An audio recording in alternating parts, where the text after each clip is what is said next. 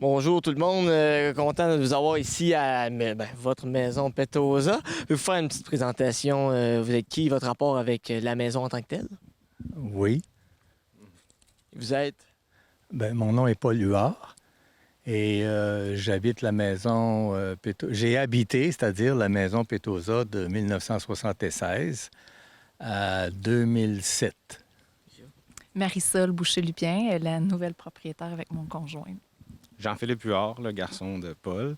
On a acheté, moi puis Marisol, on a acheté la maison en 2007. Et ça, la maison Petosa, quand même un monument un peu de Saint-Bruno de Guigues. Comment vous avez acquis la maison? C'est vous, Paul, qui l'avez acquis en premier. Ça s'est passé comment pour ramasser? Ça s'est passé de façon assez curieuse. La maison était habitée par M. Étienne Gauthier et sa conjointe Denise Paradis. Et à cette époque-là, j'avais rencontré Étienne qui travaillait à l'école Rivière-des-15. Et puis, j'avais demandé, j'avais dit, vous avez une très belle maison, c'est vraiment intéressant, le terrain est beau, tout ça. Puis j'ai dit, si jamais, finalement, je veux dire, vous avez l'intention de vendre, vous penserez à moi. Et puis, ça n'a pas été long. Ça s'est déroulé assez rapidement. En avril, il a communiqué avec moi, puis il me dit, la maison est à vendre. Et lui, est-ce qu'il y avait une raison pour... La maison est à vendre parce qu'il voulait se rapprocher de ses enfants dans la région de Trois-Rivières. Et puis, il voulait quitter le Témiscamingue. Ça donnait bien pour... Est-ce que c'était votre première maison?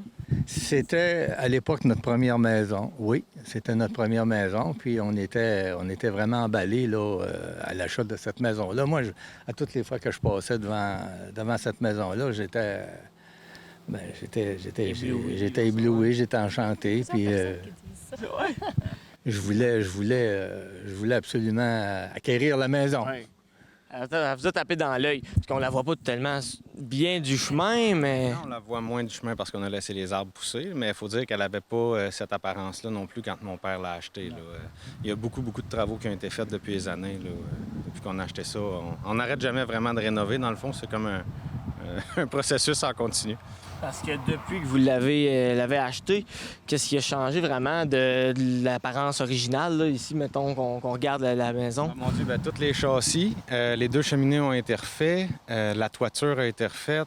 Il y a eu... c'est les portes originales, mais la finition sur le deuxième étage de la maison, ça a été changé par mon père. À part ça, là, pour l'apparence extérieure, c'est ça. Le reste, ça a été des travaux sur le terrain, la construction des garages, les faux septiques, champs d'épuration, tout ça. Là. Parce que d'origine, le terrain, est-ce que c'était à M.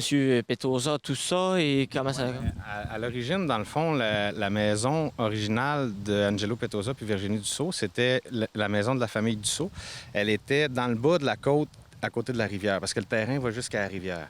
L'écurie qui est là faisait partie des bâtiments adjacents à cette maison-là, mais ils ont bâti, en demeurant dans cette maison-là, ils ont bâti celle-ci, puis après ça, ils ont démoli l'autre. Fait que c'était comme leur projet de retraite, cette maison-là. Et ça finit qu'ils l'ont jamais terminé, ce projet-là, vraiment? Non, ils l'ont terminé. Ça a été terminé. La maison est en construction pendant 6 ans. Parce que M. Petosa était vraiment un maçon qui était très, très habile de ses mains. Et il était vraiment un artiste là, pour façonner la pierre, parce que si vous remarquez après la maison, tous les contours des fenêtres, ont été façonnés, ont été taillés à la main avec de la pierre, c'est ça. Alors, pardon? C'est des clés de voûte. Ouais, il a fait des clés de voûte.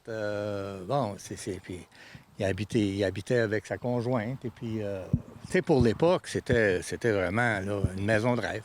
Parce que la maison, elle date de précisément 1942. 42. Bon, ça va avoir vraiment c'est en 42 qu'elle a été terminée. Et, ils disent terminée, mais c'est parce que j'ai parlé avec M. René Giroux, qui était le plus vieil habitant du Flat de la Loutre. Puis lui, il considérait M. Petosa comme son oncle là, qui l'appelait, même si c'était pas vraiment le cas, mais l'intérieur de la maison était... Il restait dans la maison, mais l'intérieur de la maison n'était pas totalement terminé encore. Là. Ils ont resté là-dedans pendant quand même assez longtemps. Monsieur Petosa, il avait mis beaucoup de temps. Là. On peut remarquer au-dessus des portes, il y a des croix qui ont été faites taillées dans la pierre. Au-dessus des cheminées, il y a des croix. Il a vraiment pris son temps. Chaque pierre de coin de la maison a été taillée, puis il y a une ligne qui sort. Il y a une ligne qui fait le tour de la maison. Il y a des tablettes qui ont été faites en dessous des châssis, les clés de voûte au-dessus des portes. Le monsieur c'était un perfectionniste, il travaillait vraiment bien. Le couple c'était vraiment un couple amoureux parce que si vous remarquez à l'entrée, il y a un cœur au-dessus des marches. Oui. Alors, il s'aimait vraiment. Là. Ces gens-là, ils s'aimaient vraiment beaucoup. Et M. Petosa, Mme Dussault, et M. Petosa, vous avez dit ça, c'était un maçon, mais de profession, il faisait... Non. C'était un brocanteur. C'était un brocanteur. Ici, mais je pense que quand il était en Colombie-Britannique, il exerçait la profession de maçon. Oui, Jean-Philippe a raison. Et quand il est arrivé ici, il a décidé de brocanter. Alors, et sa conjointe aussi. Sa conjointe vendait des manteaux de fourrure. Et puis, M. Petosa, lui, il vendait des médicaments pour chevaux, il vendait des antiquités qu'il allait chercher avec son camion, là, je veux dire, dans la région de Toronto. M. Petosa aussi, il avait acheté des terrains qu'il a revendus. M. Petosa, c'est un businessman. Il était très diversifié dans ses... il était assez habile de ce côté-là. Et puis, c'est un peu comme ça qu'il a fait sa vie, là. C'est sûr que ça a permis aussi de bâtir une maison comme ça, parce qu'une maison comme ça, à l'époque, en 42, quand ça a été terminé, c'est pas tout le monde qui avait les moyens de se faire ça. On se déplace dans ce temps-là, c'était quand même la Deuxième Guerre mondiale à ce moment-là. Donc là, il y avait beaucoup de restrictions économiques, il y avait des coupons. On a retrouvé des coupons de sucre dans les murs quand on a fait les rénovations. Madame Angelo Petosa. Oui, à Madame Angelo Petosa, qui était en fait Virginie Dussault. Virginie a comme été gardée un petit peu dans l'ombre dans ce temps-là. Pourtant, c'était une des grandes femmes du Témiscamingue. C'est la première écrivaine à avoir publié un livre là, au Québec. Si je me trompe pas, c'est peut-être même au Canada, je suis pas sûr. Elle a écrit Amour vainqueur. Elle écrivait aussi des parties elle écrivait des discours pour le Parti créditiste, si je me souviens bien. Elle était poète aussi. C'est une poète. Elle écrivait des poèmes. Elle a écrit un livre. Comme plusieurs femmes à l'époque, elle vivait dans l'ombre de son mari et elle n'avait pas tellement le crédit. Elle restait quand même Madame Angelo Petosa. Parce que eux, ils n'ont pas vécu toute leur vie au Témiscamingue. Ils viennent de où, originalement? Madame Virginie Dussault, comment ils se sont connus? C'est que Virginie Dussault a été enseignée en Alberta, dans le nord de l'Alberta. Et puis, c'est à cette époque-là, au début des années 30, j'imagine. Et puis, à cette époque-là, elle a rencontré Angelo. Et puis, elle a continué d'enseigner pendant un bout de temps. Et puis, finalement, ils ont décidé d'un commun accord de s'emmener au Témiscamingue puis de s'établir ici. Parce que c'était la terre des Dussault. C'était la terre des Dussault. Oui, c'est ça. Parce que, ce qu'on sait, elle était une enseignante initialement. Elle a été envoyée là, on ne sait pas. On sait pas. La raison pour laquelle elle est partie enseigner, c'était une grande voyageuse, cette madame-là. Elle aimait découvrir le monde. Et elle avait beaucoup voyagé. Avant ça? Avant ça, oui. Elle aimait voyager, puis elle aimait enseigner. Et puis, elle s'est retrouvée là. Un bon mix de les deux. Et tu disais que tout ça appartenait à la famille, c'est la terre de la famille Dussault. À côté, la Maison Bleue, ça appartenait aussi, ça, à la famille. Oui, c'est ça. C'était la maison de Ligorie Dussault. En fait, cette maison-là, elle a été déménagée. Elle était plus loin, dans le bas de la côte. Ils l'ont ramenée par ici avec des chevaux. Ligorie a resté là-dedans pendant plusieurs années. Là. Elle n'avait pas l'air de ça à cette époque-là.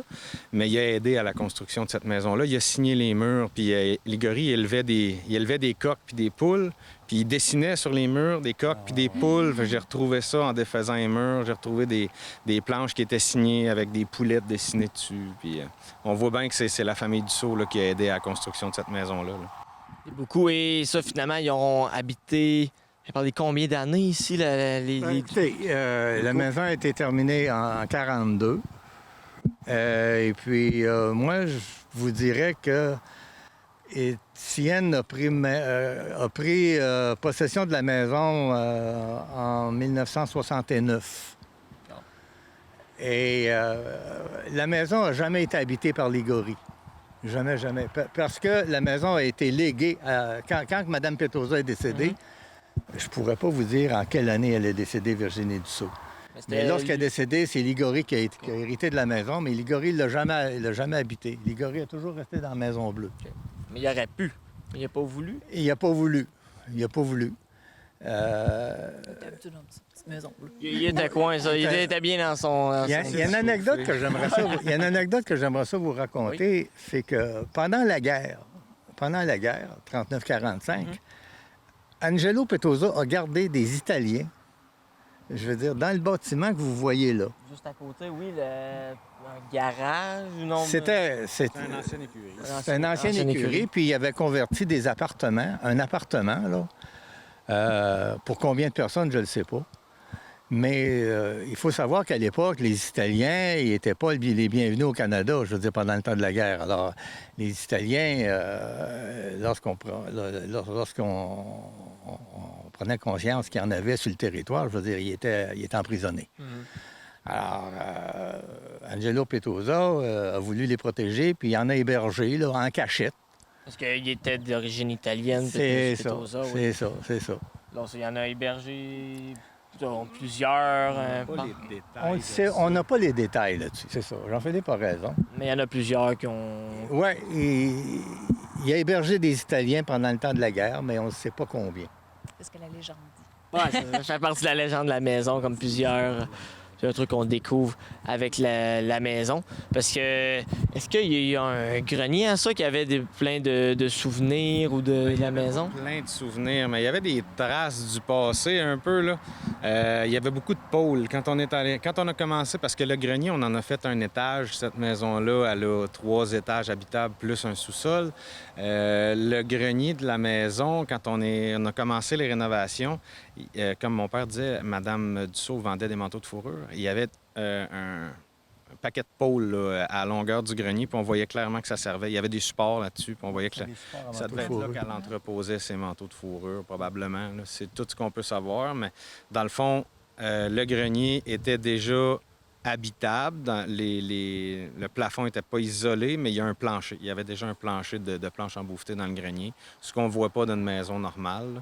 Fait que, on voit qu'il utilisait ça. Il y a même un escalier qui monte au grenier, pareil comme au 2e étage de la maison.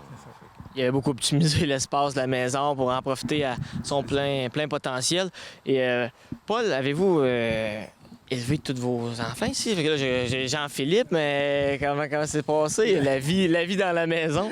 Bien, on est arrivé en... On a acheté la maison en 73. Puis en 76, ma conjointe était enceinte d'Alexandre, mon plus vieux. Et puis, 5 ans après, en 81, Jean-Philippe est né. Jean-Philippe a toujours vécu ici. Toujours. Puis quand il a pris possession de la maison en 2007, bien, j'étais enchanté, moi. Je veux dire, ça me permettait de retourner, finalement, je veux dire, dans mes amours.